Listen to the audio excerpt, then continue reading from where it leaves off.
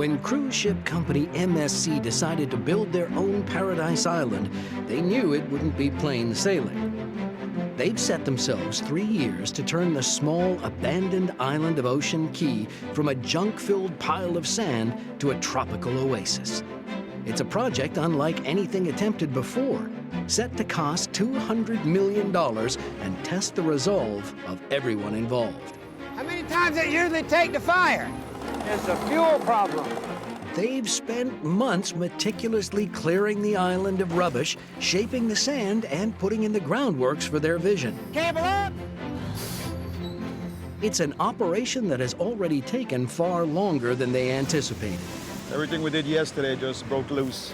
Guests have already bought tickets to visit, and more than 4,000 are due to arrive on the maiden cruise ship voyage in just a year's time. And they're expecting perfection. We're gonna be on time. But having guests already booked isn't the only pressure. The company has also committed to making Ocean Key a flagship environmentally responsible island. And they've set themselves a target to be awarded the coveted marine reserve status.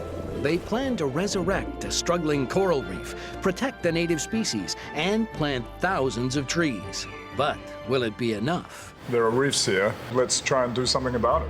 With time ticking down, can MSC Cruises safely mark out the crucial shipping lane? Can they construct a suitable marina to attract the world's most expensive yachts? No, there's no way to put a boat here. It's a disaster. And how will they cope when one of the biggest hurricanes in decades hits the island? Will this island ever resemble paradise?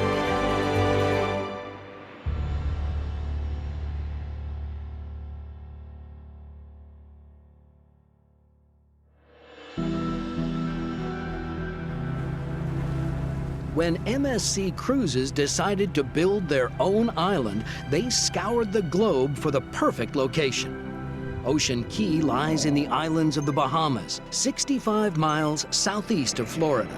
This former sand mine presents a challenging canvas on which to build a paradise island. It has no infrastructure, power, or resources. The remote location makes even the simplest task a logistical nightmare. And there are piles of broken down metal, discarded and littered around the site. This is a project that will stretch this team to their limit. With opening day drawing nearer, the team need to construct a brand new marina and lengthy breakwater. They need to erect a towering lighthouse and undertake the placement of huge pipes to make out the deep water shipping lane. And they need to cover the island with more than 4,000 trees, transforming it from sand-covered yellow and white to a tropical green oasis. But it's not just on land that MSC need to work hard. They've made a pledge to turn the oceans into a protected marine area. From the outset of the build, the company have committed to make this island a benchmark for conservation, helping the environment and ensuring the construction enhances the habitats found on land and in the surrounding water. And if they can do enough to impress the Bahamian government, they'll be awarded a special title, Marine Reserve Status. But can they get it? Before any work can begin on protecting and restoring the island's natural ecosystem, workers need to know what they're dealing with. So, experts have arrived to conduct a Rapid Environmental Assessment, or REA. We need to determine which type of ecosystems are, in the nearshore waters of this key, whether it be coral reefs, seagrasses, and in turn we're going to be measuring the abundance of fishes to determine how healthy the populations are of these ecosystems. To do that, Owen O'Shea and his team are using BRUVs, or Baited Remote Underwater Video Surveys. So we're just about to drop this BRUV unit just southwest of Ocean Key, about half a nautical mile. We've put 1,000 grams of a very oily bait fish in that cage, and we just need to attach this camera, and then we're going to drop it down and leave it for 60 minutes. All right, that's it. These might look like modified shopping trolleys, but actually they're sophisticated devices that allow Owen to film all of the creatures below the surface. Owen hopes there'll be an abundance of healthy life, but all the years of mining for sand means there could be nothing. Historically, this island has been exploited for its resources with very little scientific data to work out how these historical mining activities have impacted these environments. So, as a scientist, it's a no-brainer for me. I think that everyone should be exhibiting this level of responsibility. MSC have invited Owen's team to Ocean Key to get the best knowledge of what they could do to help the island flourish. But there's a chance that what they find could put construction work on hold. No one's ever really looked at the ecosystem health within this specific area. There could be turtles that nest on these beaches where their construction lights might influence the way that the hatchlings move towards the water. There could be very important spawning aggregations of important fish around here. Whatever's found here could be critical to the island's progress, but the findings can't be analyzed on site. Owen and his team of surveyors now have to wait till they're back at their lab to see what species have appeared on camera. You guys are awesome, thank you. In a few weeks, they'll be back in the Bahamas to present their findings.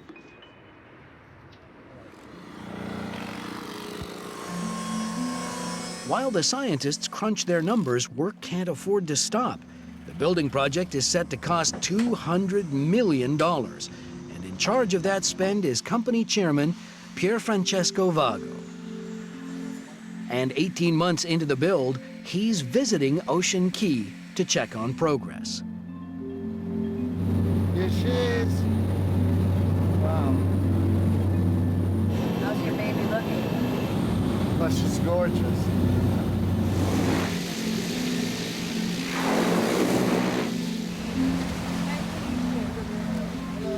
After meeting the team, Mr. Vago gets to explore his island. Nice and hot, huh? Huh? This is another stunning beach. It blends in. But it's well protected on this side, where the larger beach would be, right? But I can see that it's exactly going in the right direction, so even more exciting, huh? Okay, let's carry on. Let's look some more. The project is a little behind schedule. The huge cleanup has prevented any building work being done, but now the first wooden structures are starting to appear. Designers have opted for an unusual method. Housing for the 135 staff who will live on Ocean Key has been built off-site and shipped in as complete pieces, which can be assembled in a matter of hours. There's several miles of utility pipes and power being laid underground. So how much more utilities do we need to do? So still plenty. Yes. Yeah. But all this is already linked. So there is no price difference, eh? It might not yet resemble paradise, but the positive vibes are music to the ears of project manager Chris Ellis. Mr. Vago is incredibly impressed with the work that's been going on at the moment. The guys have worked incredibly hard to get it to this stage. He's just happy to be on the island, I think, finally to see it. The environmental transformation is all important, and Mr. Vago is invited to plant one of the first of over 4,000 trees. Okay, guys, you're doing a great job. Now there is a 4,999 more down this way. Oh, look at the color of the water. It's amazing. Even if we left it as it was, with the right drink and a just deck, I think it would do the job. It'll be a great job. Very happy. A happy chairman is a happy Chris. And it's a reasonable day in paradise. But the visit isn't over. Bene, andiamo a vedere la marina? Eh? On the southeast of the island, the team have built the marina, which is supposed to house a plethora of expensive super yachts. But this marina is experiencing some extremely choppy waters. Guarda che risacca che c'è qua.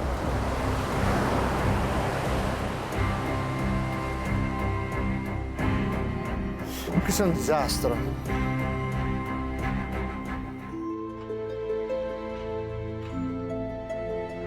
The island of Ocean Key in the Bahamas is being turned into a paradise retreat. And with just the most basic infrastructure, this is a total transformation and a race against time.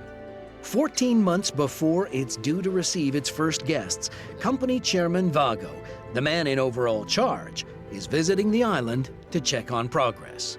Bene, andiamo a vedere la marina? Eh? But he's found a problem in the marina on the southeast of the island. Cioè, guarda che risacca che c'è qua. Company chairman Vago hopes that it'll be a home for a fleet of super yachts belonging to the wealthy guests.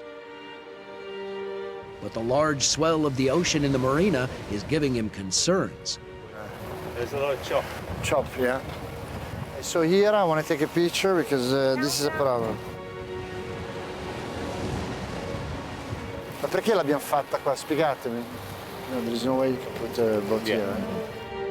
The prevailing winds in this part of the ocean run from north to south, meaning the south coast of Ocean Key can be prone to choppy water. Far from ideal for parking an expensive yacht. Ma non capisco. Cioè, io ho sempre pensato che il prevailing winds era di là. Perciò tutti i drones che ci hanno presentato, vuol dire che chi l'ha fatto non si è mai dicendo dove cavolo arriva il vento. Cioè, non ci posso credere. But these are fundamental mistakes, Chris. But there's nothing we can do about it. What do you mean there's nothing we can do? There's no way the marina could be moved at this late stage, and all the money in the world can't alter the wind direction. The plan was always to use the marina as a berth, an occasional berth for recreational pleasure boats and the odd super yacht. We can't sell that experience to guests if we have a washing machine type effect in the marina, so that idea of that guest experience is gone.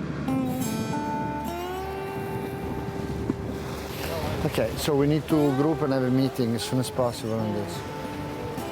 Yeah. Okay, let's do it. Okay, all right, thanks.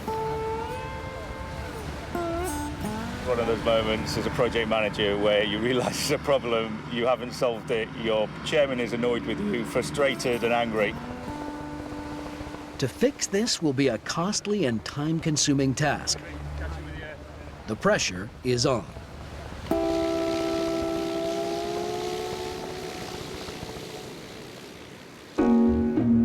While Mr. Vago leaves Chris to fix the problem, attention turns to the environmental conservation of Ocean Key. Scientists have gathered in the neighboring island of Bimini to report the findings of their rapid environmental assessment, to reveal just how much work there is to be done. Well, thank you everybody for making it all the way to Bimini from various places. It's been 6 weeks since the team did a survey in the waters around Ocean Key. They sent cameras into the ocean, and the results have been startling. Quite a lot of fish, almost 1,400 individuals from 58 species. It's a promising snapshot with lots of marine life beginning to flourish again in the waters around the island. But it's not all good news. Coral reefs are in short supply, and many have been damaged by the earlier mining works. There is a global problem facing reefs. There are reefs here. They're clearly in decline and suffering pretty severely. Let's try and do something about it. The team have decided to try and save the struggling coral, and they discuss a plan to move existing coral away from the vulnerable areas and into other parts of the island's waters. But it's a risky strategy. If a storm comes and takes out a reef, or if a coral disease like the mid-'80s wipes out the elkhorn coral, there's nothing going to come back for a long time. I mean, there's not a lot of coral here for a reason. So maybe we'll be successful. I feel very comfortable about growing the coral, but I've really grappled with where we're going to restore and what we're going to do. But MSC Cruises wants its visitors to the island to have the chance to interact with and learn about the coral. So they've decided that the removed coral will be planted in a safe area and encouraged to grow. Very viable to do restoration, even in an area where there's going to be snorkelers. There's also some concerning findings about a local species called queen conch. Stocks are low when they should be thriving. It's something that General Manager Michelle will be keeping a close eye on. I find conch is really indigenous to the Bahamas. It's very apparent in the Bahamas. It's a dish out here, and it's in dire straits. And I think it's really needing our help. The conference ends with a clear plan of how this island can be restored. But now the hard work begins to turn all these plans into a thriving ecological success story. But can it be done in time? One of the reasons that Ocean Key was selected to be a new paradise island was an existing deep water channel, first dug out in the 1970s, that runs right alongside it. It's perfect for large cruise ships to get up close. But the deep water channel is narrow and impossible to navigate without some sizable signposts. So Rick Alexander has been tasked with an operation to mark out the water channel, and they'll be using some specially made navigation pipe pylons.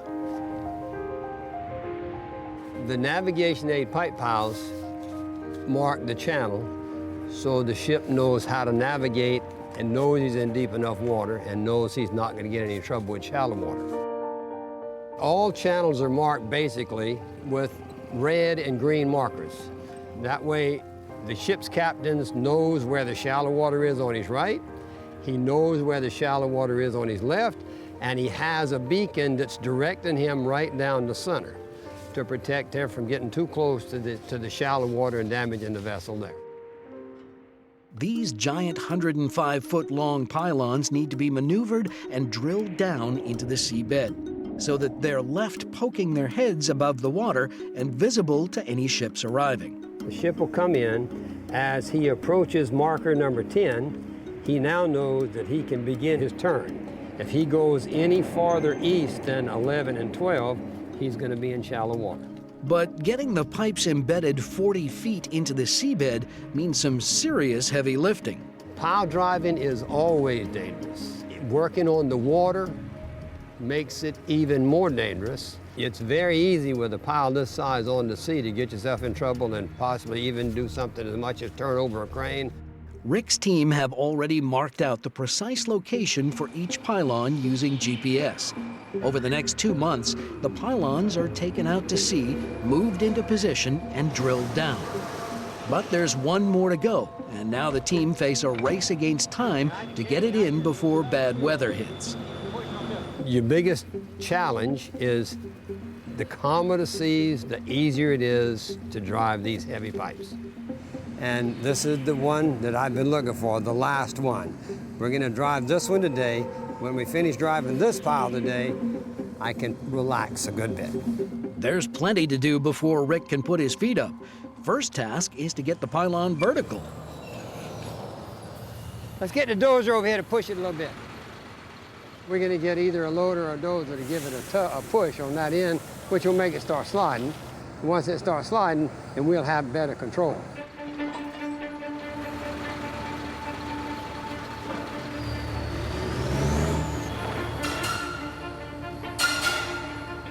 All right, Freddie, cable up, boom up, all stop, all stop.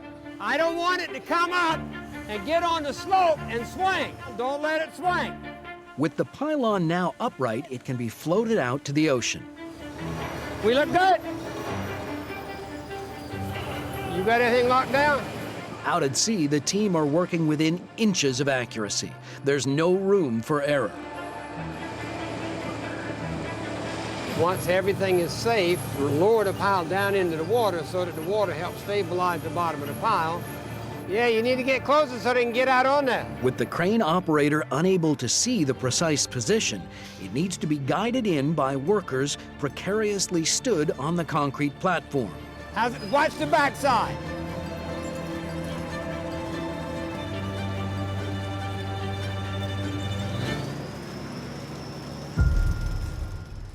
With the pylon in place, it now needs to be drilled down into the seabed, and that requires a monumental hammer, or in this case, 2.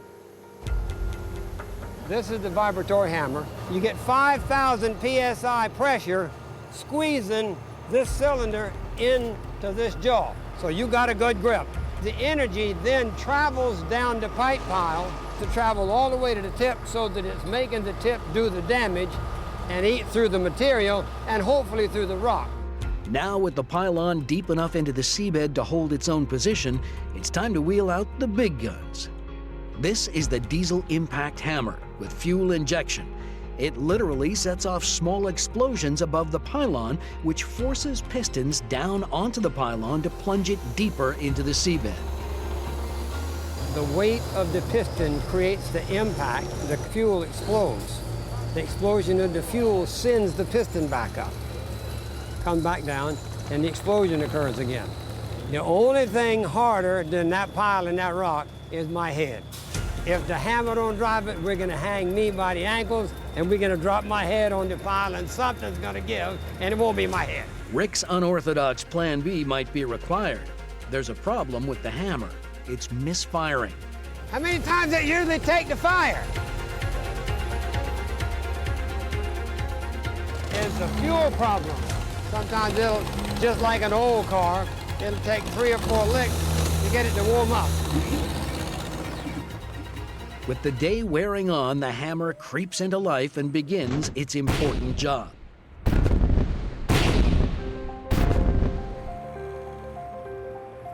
Two months after the drilling operation started, the final pylon is in place.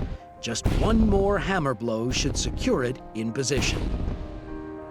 And this phase of building paradise is another that can be ticked off. So my reputation is still gonna be intact. We will finish tonight. This is the last major hurdle for GLF. So it just represents a lot of anticipation, a lot of personal stress because I needed to get it done. It's the end of our last major milestone.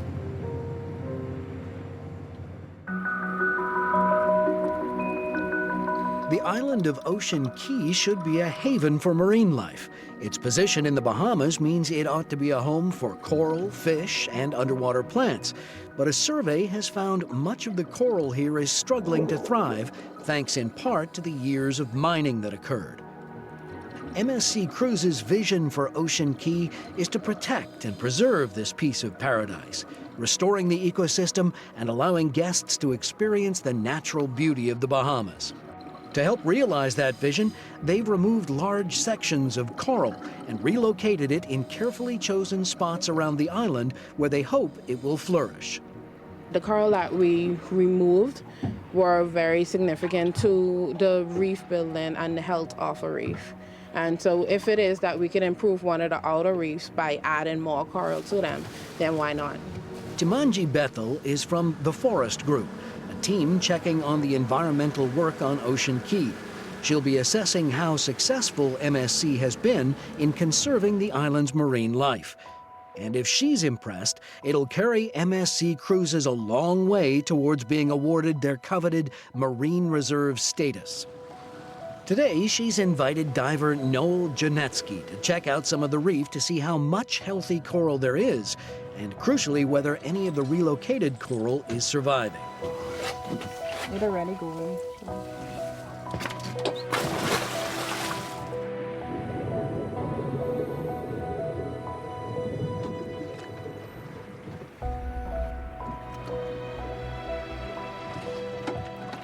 Well, we didn't find the relocated coral, unfortunately. But actually, this reef looks pretty healthy. It's mixed news. The presence of a good coral reef is heartening, but if Noel can't find any trace of the relocated coral, then that move might have failed, and the reefs around the island might have been damaged. It's time for another look. This looks like it could be it.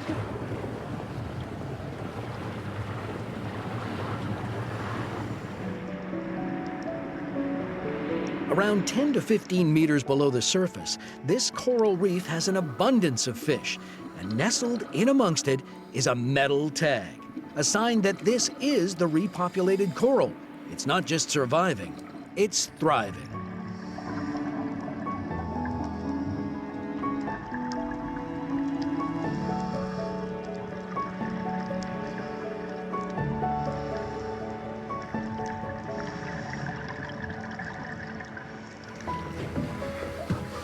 How was it? It was really good. What did you think? Well, clearly there's a lot of transplants, and I was able to identify the numbers on them. A lot of fish, lobster. So everybody's really? happy. Yeah. Everybody's happy down there. Yeah. It's good work. Well done. Thank you. Thank you. While the coral needs to be monitored for the next few years to ensure it continues to grow, it's a great sign that all the environmental efforts shown by MSC is reaping rewards and improving the ecosystems around Ocean Key. But it's not just in the sea that the environment is important. On the land, there's an operation underway to turn this pile of white sand into a lush green oasis. In charge of that complex operation is Zuhair Saudi. When I just heard the word of Ocean Key, for me it was a challenge. The job was to change the desert island to a green island. We start the one on the bottom. It's a job that has to be done in phases. The trees are shipped in from Fort Lauderdale, and when they arrive, they need to be planted immediately. Today, a shipment has arrived that Zuhair's team need to plant now. Today, we have to plant 100 trees in this area. We have to do it quick, we have to do it fast, and everything must be well done. We have no time to do it 2 times.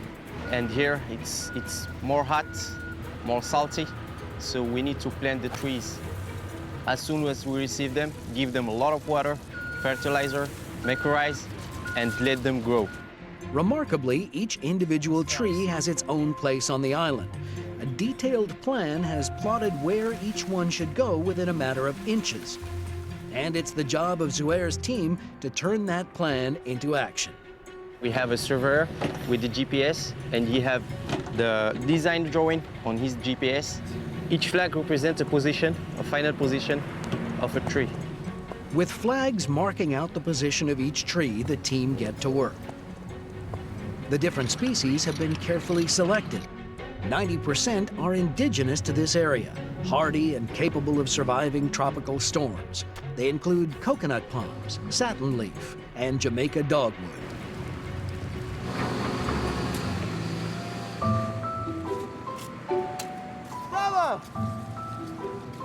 Each tree's an expensive asset, and some have been growing for up to 5 years, specially for use on this island. The team plants already 25 units just in this area. You can see the trees in the right places. They are not moving with the wind, so it was a good job. This morning, everything here was like desertic. After like 8 hours of work, you can see the green, you can see the magic color. It makes me very happy. As the day draws to a close, there's an unexpected arrival. 10 more large trees that need urgent attention. One has been pinpointed to be pride of place in the Welcome Plaza. This is the first thing that visitors to Ocean Key will see as they disembark the cruise ship. And the tree they've chosen needs to be planted now. Those trees are the biggest one of the island. They are also the most expensive. And we don't want any risk with those trees. So we receive them today, we need to plant them today. The price of this tree, it's 3 times any regular coconut on site. And it's regarding the size, it's very hard to find them. So it's like a precious tree, and we don't want to waste it. The team have to work quickly but delicately. They can't afford for the tree to be damaged. You need to raise it a little bit. From this side, it's too low. Here it's the welcome area, so everything needs to be perfect. Now I guess it's okay. Now it's okay. After 2 hours, the tree is in. It's been a long day, but Zuhair is pleased with the progress. I was stressed because the work is hard here. Everything was done, so this night I will fall asleep peaceful.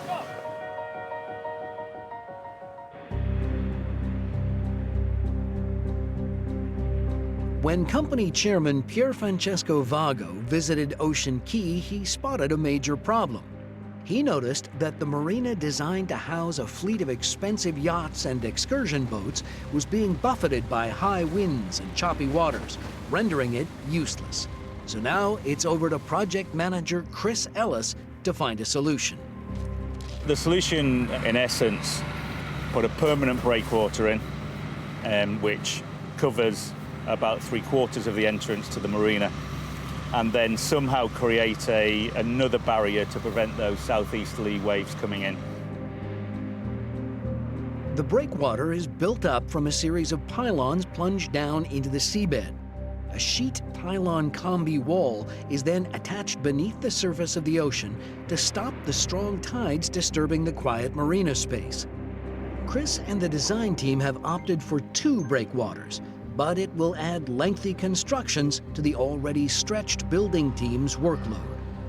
All this work is a costly and time-consuming effort the team hadn't prepared for. One thing I've learned working on Ocean Key, that nothing is cheap and everything is expensive. We're certainly talking $2 or $3 million at the cheapest option.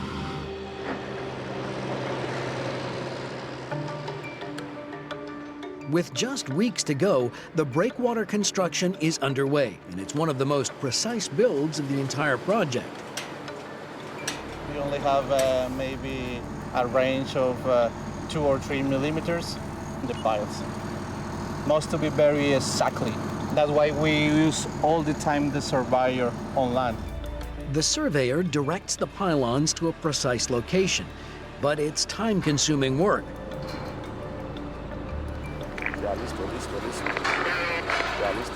Bad weather and rock beneath the surface can cause delays, and every second counts when opening day is on the horizon.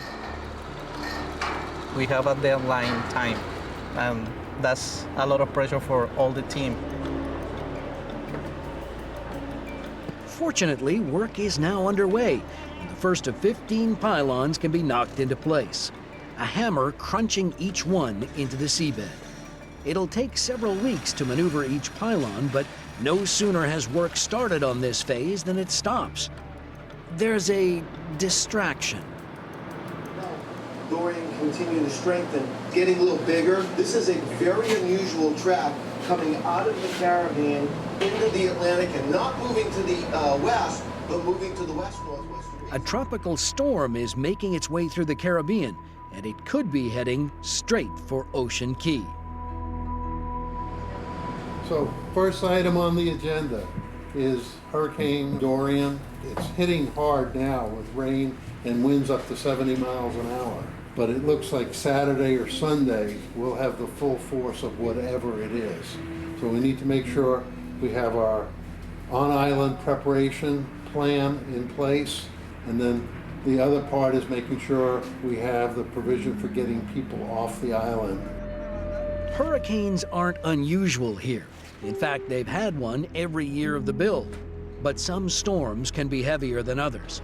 And if a big one hits, it could be catastrophic for Ocean Key. Project manager Rick is already preparing. Hurricane Dorian, she's on the way. We thought she was just going to be a small thing without too much to worry about. She may actually become a Category 3 before she reaches Ocean Key. If the center of Dorian happens to come over Ocean Key, should be devastating. There probably won't be a tree standing. It'll certainly delay the opening, and it'll be a lot more work and a lot longer before we reach this point again. It's not just the buildings that are at risk. Lives are too. So Rick and the other bosses here are arranging for everyone to be evacuated. First by boat and then by plane. That's not straightforward. We're going to fly you guys out on the afternoon flight today. You guys out of Grand Bahamas, y'all are on the morning flight. If you miss the small boat, this one coming back.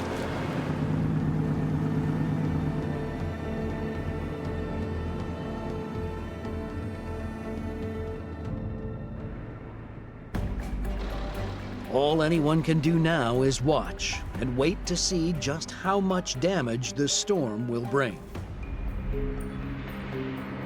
Dorian is expected to devastate the Bahamas tomorrow. Still, Dorian's path remains hard to predict.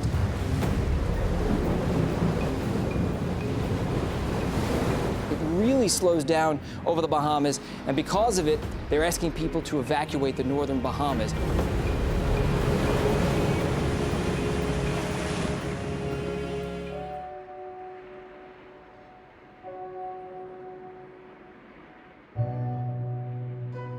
With construction of Ocean Key in full swing, the island was dealt a hammer blow as Hurricane Dorian rolled into the Caribbean. 98% of workers left their posts, and those that remained set about securing the island rather than developing it before the storm took hold. And this storm was one of the worst in living memory. Large swathes of the Bahamas were flattened, and more than 50 lives were lost. But remarkably, Ocean Key, just 240 kilometers from the eye of the storm, survived with little more than cosmetic damage.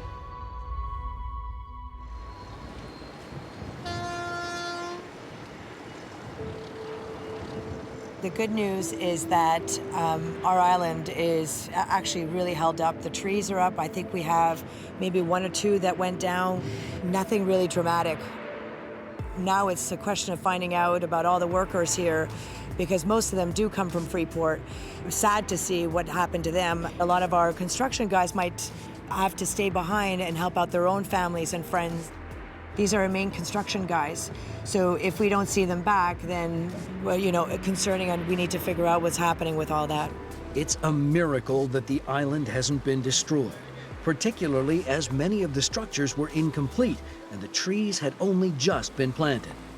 But the delays caused by evacuation mean that everything's at least a month behind. But one key project that has powered ahead over recent months is the lighthouse. Measuring 98 feet in height, it'll be the showpiece of the island and give guests a 360-degree view of Ocean Key and the surrounding seas. The shell of the lighthouse has been manufactured off-site, and engineer Sunita Dean has overseen the construction of it on the island. It's a massive challenge logistically. Technically, not so much, but logistically, it's massive. Because we have all these constraints on Ocean Key. We're in the middle of the ocean, very far away from all resources. You try to do as much as possible off-site, and then you bring on-site. So I think it's a more efficient way of building. We designed it in a way that it's going to be a big puzzle that you basically fit together on-site. You install part by part, and you've got a manual, and it's quite exciting. It's like a big kid, you know, with a big toy. Installing the staircase is the most technically challenging piece of this puzzle, and today it's being worked on by Sunita and a father and son team flown in all the way from France. The lighthouse is a complex build. First comes the outer framework, and then the inner staircase is lowered into position. Working at height, it must be dropped inside the outer shell of the lighthouse and then secured in place. This is a jigsaw puzzle that cannot be completed if there's even the smallest error in the manufacture of the pieces. The whole project will have to be put on hold if anything doesn't fit. Basically, you're fitting a rounded member, which is the staircase, into a square hole, and it's very, very tight. So there's not a lot of parameters to play with, tolerances on both sides. So communication is key, and we've got extremely good local operators. Up, stop. Every lifting that you do in construction is challenging because you have to think about the safety, you know, so it can go very, very bad very quickly. Stop. Here. Okay, all right, boss. Once the staircase and outer framework is complete, next a specially constructed paneling is installed. And then, finally, the lighthouse is topped off with a lookout platform.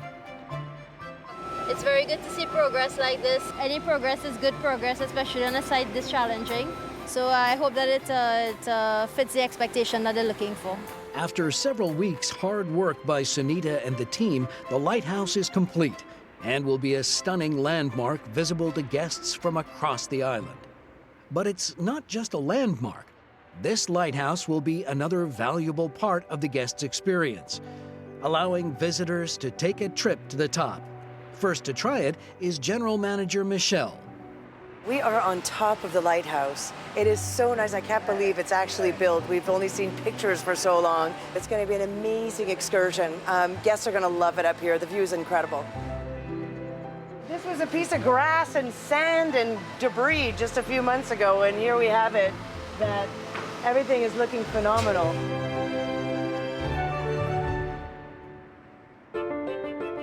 Also complete is the breakwater. After the severe issues facing the marina area were spotted, it's been an expensive but necessary build for Chris Ellis and his team. At the moment, I'm looking at the just about complete northern breakwater, which will protect the marina. The new breakwater has calmed the choppy waters and turned the marina into a quiet luxury dock. It was the right decision. And it's created a beautiful space that we can run operations from and provide safe haven to any craft in the area in case of storms. It's a great decision. With Chris signing off the construction of the lighthouse and the breakwater, things are back on schedule. But while MSC Cruises promised the island would be open and delivered on time, they also made a commitment to the environment. Company Chairman Pier Francesco Vago pledged to protect the ocean and provide a flourishing habitat for native species. And it'll be up to General Manager Michelle McGregor to keep tabs on their progress. Success rests on whether they'll be awarded a marine reserve status from the Bahamian government. And Michelle has some good news. We've been waiting till the last minute, and we finally got it. Mr. Vago was really, really keen about, keeping the authenticity of the Bahamas, keeping the oceans pure and very environmentally friendly. Everything that we did revolved around the environment. Everything was thought of to make sure that we could protect the oceans. We've been pushing this for about 5 years now, so it's really exciting to make it happen. With positive signs on land and at sea, this island is proving to be a new home for all sorts of important life. So you see the marine life that's coming back. I'm just actually surprised on how quickly it's coming back and how beautiful the ocean is already looking. And we're not even opening day yet. As that day nears, Michelle's focus will now switch to the finishing touches. But she'll do so knowing the island has already delivered its environmental pledge, and that for years to come, it'll be monitored and managed to ensure it continues to thrive.